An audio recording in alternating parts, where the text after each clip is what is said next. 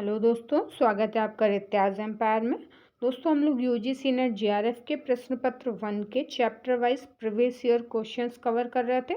और दोस्तों, इसकी ये बुक 2 वॉल्यूम यानी कि 2 बुक्स में पूरा सिलेबस हमारा कवर है। जो इसका पहला पार्ट है वॉल्यूम 1 और दूसरा पार्ट है वॉल्यूम 2।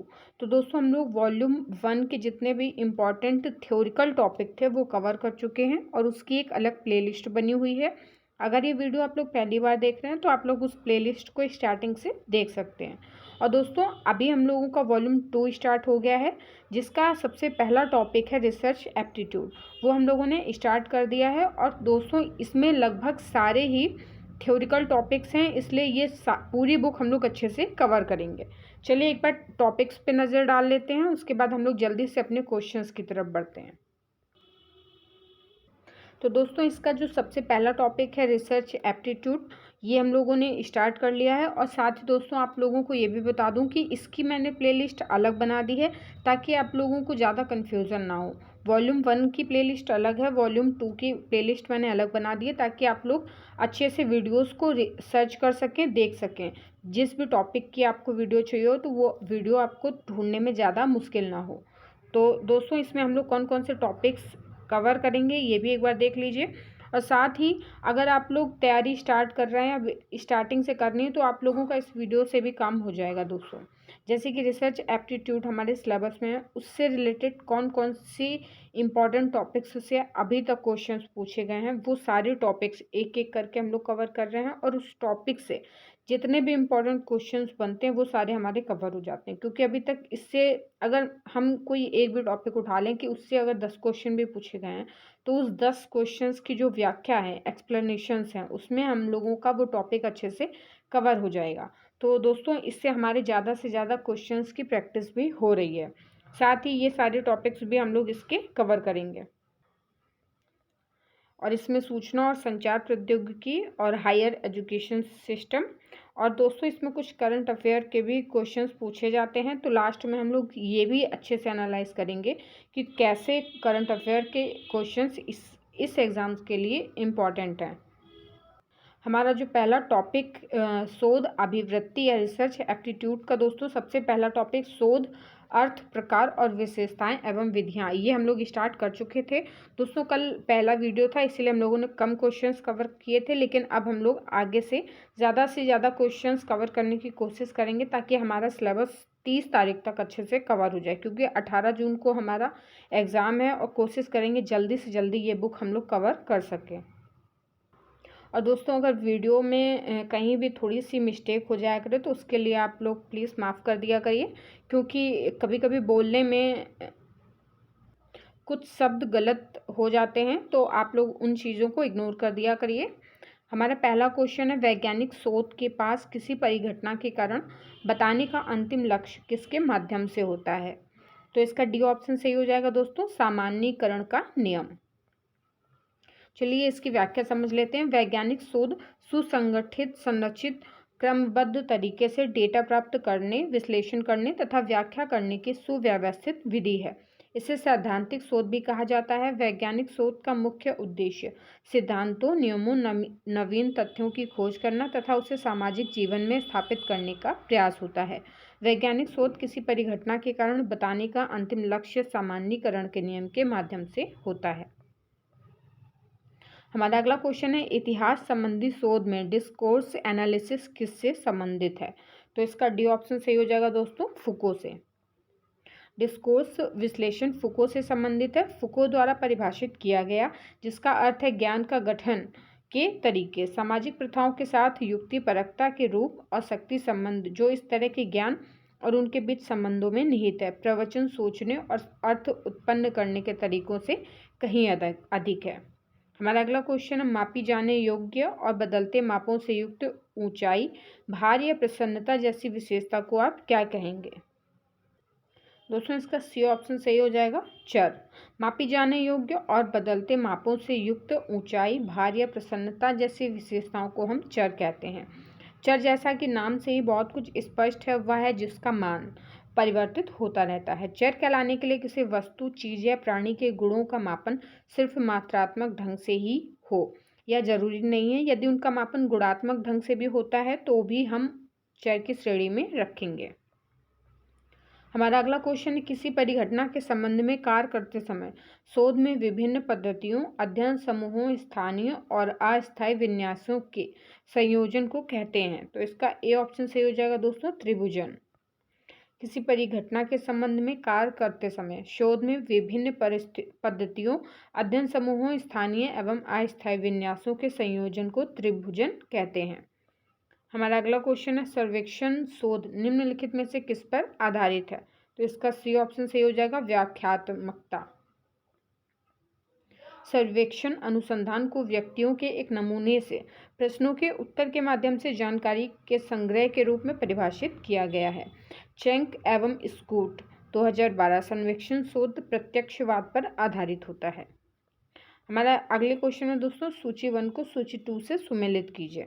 तो दोस्तों इसमें सूची 1 और सूची 2 को सुमेलित करना है। तो दोस्तों हम लोग इसकी व्याख्या की तरफ बढ़ेंगे सीधे। तो एक तरफ सूची 1 है और दूसरी तरफ सूची 2 है। तो कार्योत्तर शोध दोस्तों इसका सही हो जाएगा, चरों पर कोई नियंत्रण नहीं, केवल उसी की जानकारी देता है जो हो चुका है अथवा हो रहा है। अनुप्रयुक्त शोध किसी समाज अथवा औद्योगिक या व्यावसायिक संगठन के समक्ष उपस्थित तात्कालिक समस्या का समाधान ढूंढना। और दोस्तों संप्रत्यात्मक शोध किसी अमूर्त विचार या विचारों अथवा सिद्धांत से संबंधित। और समन्वेशी शोध दोस्तों इच्छा सही हो जाएगा इसका, परीक्षण के स्थान पर कल्पना का विकास। हमारा अगला क्वेश्चन है, निम्नलिखित में से किस प्रणाली का उपयोग नृविज्ञानी शोध में किया जाता है। तो इसका डी ऑप्शन सही हो जाएगा, नृजाति वृत्त प्रणाली। नृजाति वृत्त प्रणाली का प्रयोग नृविज्ञानी शोध में किया जाता है। नृवंश विज्ञान विधियां एक ऐसा शोध दृष्टिकोण है जहां सैद्धांतिक पृष्ठभूमि के विपरीत किसी वर्ग या समूह के सांस्कृतिक पृष्ठभूमि, ज्ञान तथा नियमों का वर्णन किया जाता है। यह समूह का वास्तविक चित्रण प्रस्तुत करता है। नृवंश विज्ञान के उदाहरण अधोलिखित हैं। नंबर 1 है खेलते हुए बच्चों के समूह का अवलोकन करना। नंबर 2 है ग्रामीण क्षेत्रों के स्थानीय ज्ञान का अवलोकन करना। हमारा अगला क्वेश्चन दोस्तों, नीचे 2 कथन दिए गए हैं और हमें बताना है कि इसमें से कौन सा कथन सही है। तो पहला कथन दिया गया है, जब शोधकर्ताओं में अध्ययन के दौरान आने वाली समस्याओं के बारे में स्पष्ट विचार का अभाव होता है तो गवेषणा विशेष रूप से उपयोगी होती है। और कथन दूसरा है, गवेषणा के माध्यम से शोधकर्ता अवधारणाओं को और अधिक स्पष्ट रूप में विकसित करते हैं, प्राथमिकताएं निर्धारित करते हैं और संक्रियात्मक परिभाषाएं विकसित करते हैं और अंतिम शोध अभिकल्प को सुधारते हैं। दोस्तों इसका सही ऑप्शन बी हो जाएगा, यानी कि कथन पहला और कथन दूसरा दोनों ही सत्य हैं। हम दोस्तों चलिए इसकी व्याख्या पे भी जल्दी से नज़र डालते हैं। पहला और दूसरा कथन दोनों सत्य हैं, क्योंकि जब शोधकर्ता में अध्ययन के दौरान आने वाली समस्याओं के बारे में स्पष्ट विचार का अभाव होता है तो गवेषणा विशेष रूप से उपयोगी होती है। इसके अतिरिक्त गवेषणा के माध्यम से शोधकर्ता अवधारणाओं को और अधिक स्पष्ट रूप से विकसित करते हैं, प्राथमिकताएं निर्धारित करते हैं, संक्रियात्मक परिभाषाएं विकसित करते हैं और अंतिम शोध अभिकल्प को सुधारते हैं। हमारा अगला क्वेश्चन है, निम्नलिखित में से कौन से केस अध्ययन विधि की अनिवार्य विशेषताएं हैं। ए दिया गया है नकारात्मक की ओर उन्मुख, बी है महत्व देने की ओर उन्मुख, सी है विशिष्टतावादी और डी है वर्णनात्मक और ई है आगमनात्मक। तो दोस्तों इसका डी ऑप्शन सही हो जाएगा, केवल सी, डी और ई विकल्प ही सही हैं। हमारा अगला क्वेश्चन में दोस्तों सूची 1 को सूची 2 से सुमेलित करना है। सूची 1 में अभिकल्प के प्रकार दिए गए हैं, सूची 2 में उसकी विशेषताएं दी गई हैं। तो चलिए दोस्तों जल्दी से हम लोग इसकी व्याख्या की तरफ डायरेक्ट देखेंगे। नंबर इसमें ए दिया गया है सॉलोमन का 4 समूह अभिकल्प। तो इसका सही हो जाएगा, इसमें नियंत्रण और प्रायोगिक समूहों का एक अतिरिक्त समुच्चय होता है। दोस्तों बी दिया गया है परीक्षणोपरांत केवल नियंत्रण समूह अभिकल्प। इसका सही हो जाएगा, पूर्व परीक्षित समूहों को पूर्णतया छोड़ देता है।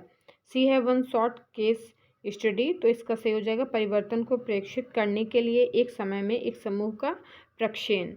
और डी है सहसंबंधात्मक अभिकल्प। तो इसका सही हो जाएगा, यह एक क्रॉस सेक्शनल अभिकल्प है। हमारा अगला क्वेश्चन में दोस्तों नीचे दो कथन दिए गए हैं और एक अभिकथन है और दूसरा उसका कारण है। अभिकथन दिया गया है, अनुसंधान से स्पष्ट हुआ है कि प्रत्येक रुचि क्षेत्र के लिए द्विचरणीय प्रवाह सिद्धांत का अति सरलीकरण किया गया है। और इसका कारण दिया गया है, लोग अब अपनी रुचि में मीडिया का काफ़ी उपयोग करना चाहते हैं। तो दोस्तों इसका सही ऑप्शन हो जाएगा ऑप्शन ए, यानी कि ए और आर दोनों सही हैं और आर ए की सही व्याख्या है। अभिकथन, अनुसंधान से स्पष्ट हुआ है कि प्रत्येक रुचि क्षेत्र के लिए द्विचरणीय प्रवाह सिद्धांत का अति सरलीकरण किया गया है, यह सत्य है। और इसका कारण, लोग अब अपनी रुचि में मीडिया का काफ़ी उपयोग करना चाहते हैं, ये भी सत्य है और अभिकथन की सही व्याख्या करता है। हमारे अगले क्वेश्चन में दोस्तों सूची 1 को हमें सूची 2 से सुमेलित करना है। तो दोस्तों एक तरफ शोध प्रकार हैं, दूसरी तरफ उसके शोध लक्ष्य हैं। तो ए है मौलिक अनुसंधान, इसका लक्ष्य हो जाएगा क्षेत्र विशेष में ज्ञान कोश का संवर्धन। बी है व्यवहृत अनुसंधान, इसका दोस्तों लक्ष्य हो जाएगा पूर्व स्थापित सिद्धांतों की प्रयोज्यता का अन्वेषण। सी दिया गया है क्रियात्मक अनुसंधान और इसका शोध लक्ष्य हो जाएगा प्रदत्त परिस्थिति में सुधार लाना। डी है मूल्यांकन परक अनुसंधान, दोस्तों इसका सही हो जाएगा हस्तक्षेपों के प्रभाव का आकलन। हमारा अगला क्वेश्चन है पुस्तकों और दस्तावेज प्रमुख स्रोत हैं। तो इसका ए ऑप्शन सही हो जाएगा ऐतिहासिक अनुसंधान के आंकड़ों के लिए। पुस्तकें और दस्तावेज ऐतिहासिक अनुसंधान के प्रमुख स्रोत हैं, इससे आंकड़ों का विश्लेषण करने में सहायता मिलती है। हमारा अगला क्वेश्चन है एक अनुसंधानकर्ता प्राकृतिक आपदा तथा उस संदर्भ में घटित होने वाले व्यवहारों के मध्य संबंधों का अध्ययन करता है, यह किस प्रकार के अनुसंधान का उदाहरण है। तो दोस्तों इसका डी ऑप्शन सही हो जाएगा सहसंबंधात्मक अनुसंधान। सहसंबंधात्मक अनुसंधान में अनुसंधानकर्ता प्राकृतिक आपदा तथा उस संदर्भ में घटित होने वाले व्यवहारों के मध्य संबंधों का अध्ययन करता है। इस अनुसंधान में एक स्थिति के दो पहलुओं के बीच संबंध एवं परस्पर निर्भरता का पता चलता है। इस अनुसंधान द्वारा एक निश्चित परिस्थिति में प्रमुख कारकों की पहचान की जा सकती है। हमारा अगला क्वेश्चन, निम्नलिखित में से किस स्तर में संज्ञानात्मक अंतर्विनिमय की इष्टतम गुंजाइश होती है जिसके लिए विश्लेषण और संश्लेषण अपेक्षित होता है। दोस्तों इसका सी ऑप्शन सही हो जाएगा विमर्शी स्तर शिक्षण। विमर्शी स्तर शोध में संज्ञानात्मक अंतर्विनिमय की इष्टतम गुंजाइश होती है जिसके लिए विश्लेषण और संश्लेषण अपेक्षित होता है। हमारा अगला क्वेश्चन है दोस्तों सूची 1 को सूची 2 के साथ सुमेलित कीजिए। सूची 1 में दोस्तों गुणात्मक शोध परिदृश्य दर्शाते हैं, जबकि सूची 2 उनके द्वारा दिए गए केंद्रीय प्रश्न उपलब्ध करवाती है। तो दोस्तों चलिए इसकी व्याख्या देख लेते हैं। सूची 1 का ए दिया गया है नृजातीय वर्णन, इसका सही हो जाएगा लोगों के उस समूह की संस्कृति क्या है। स्वानुभूति दोस्तों इसका सही हो जाएगा उस घटना का मेरा अनुभव क्या है। घटना क्रिया विज्ञान, और इसका सही हो जाएगा उन लोगों के लिए उस घटना की क्या संरचना तथा सार है। डी दिया गया है प्रतीकात्मक अन्याय क्रियावाद, तो इसका सही हो जाएगा कौन से प्रतीकों एवं समाज के सामान्य समुच्चय जो लोगों की अन्योन्य क्रिया को अर्थ देने के लिए उभरे हैं। दोस्तों हमारा अगला क्वेश्चन है निम्नांकित में से किस अध्ययन में अनुसंधान के उद्यत मुख्य साधन के रूप में शब्द अथवा चित्र का रूप ले लेता है। तो दोस्तों इसका सही ऑप्शन ए हो जाएगा सहभागी प्रेक्षण आधारित अध्ययन। प्रतिभागी प्रेषण आधारित अध्ययन में अनुसंधान के उद्यत मुख्य साधन के रूप में शब्द अथवा चित्र का रूप ले लेता है। सहभागी अवलोकन आधारित अध्ययन को नृवंश विज्ञान अध्ययन के रूप में भी जाना जाता है। हमारा अगला क्वेश्चन निम्नलिखित शोध समस्या के लिए कौन सी शोध पद्धति सर्वाधिक उपयुक्त है। विश्वास पर स्कूल प्रधानाचार्य का प्रभाव, निःशक्त बच्चों की माताओं का परिप्रेक्ष्य। तो दोस्तों इसका सही ऑप्शन बी हो जाएगा फोकस्ड समूह चर्चा या फोकस्ड ग्रुप डिस्कशन आधारित पद्धति। चलिए इसकी व्याख्या देख लेते हैं। विश्वास पर स्कूल प्रधानाचार्य का प्रभाव, निःशक्त बच्चों की माताओं का परिप्रेक्ष्य। शोध समस्या के लिए केंद्रित समूह चर्चा आधारित पद्धति सर्वाधिक उपयुक्त होगी। केंद्रित समूह चर्चा गुणात्मक शोध प्रतिमान पर आधारित होती है। इसमें प्रतिभागियों की संख्या 6 से 10 होती है। इसमें एक मध्यस्थ जो एक विषय विशेषज्ञ होता है प्रतिभागियों को चर्चा सुलभ कराने के साथ साथ शोध संबंधित प्रश्न पूछने का कार्य करता है। हमारा अगला क्वेश्चन है, निम्नलिखित सूची में से वैज्ञानिक विधि की विशेषताओं की पहचान कीजिए। तो नंबर 1 है स्पष्ट रूप से परिभाषित चर और पद्धतियाँ। नंबर 2 है इंद्रियानुभाविक रूप से सत्यापनीय परिकल्पनाएं। तीसरा है स्वसंशोधनार्थ बिल्कुल नहीं या स्वल्प गुंजाइश। चौथा है निष्कर्षों का भाषाई औचित्य। पांचवा है प्रतिस्पर्धी परिकल्पनाओं को नकारने की सक्षमता। तो इसका ए ऑप्शन सही हो जाएगा, केवल पहला, दूसरा और पांचवा। वैज्ञानिक शोध विधि की प्रमुख विशेषताएं हैं। इसमें चर और प्रविधियां सुपरिभाषित होते हैं। इसमें इंद्रियानुभविक रूप से सत्यापनीय परिकल्पनाएं होती हैं, अर्थात जिनके परिणामों को दोहराया जा सकता है। ये प्रतिस्पर्धी परिकल्पनाओं को नकारने में सक्षम होती हैं। हमारा अगला क्वेश्चन, नीचे 2 कथन दिए गए हैं, एक को अभिकथन और दूसरे को उसका तर्क कहा गया है। तो दोस्तों अभिकथन दिया गया है, सिद्धांत और व्यवहार के बीच अंतर कम करने के लिए आधारभूत एवं व्यवहार शोध दोनों स्वरूपों को प्रोत्साहन देना आवश्यक है। और इसका कारण या रीजन या तर्क दिया गया है। आधारभूत शोध सिद्धांत निर्माण पर ध्यान केंद्रित करता है और व्यवहार शोध प्रत्यक्ष रूप से विविध व्यवहारिक स्थितियों में सिद्धांत की प्रयोज्यता पर लक्षित होता है। तो इसका दोस्तों सही ऑप्शन हो जाएगा ऑप्शन ए और आर दोनों सही हैं और आर ए की सही व्याख्या है।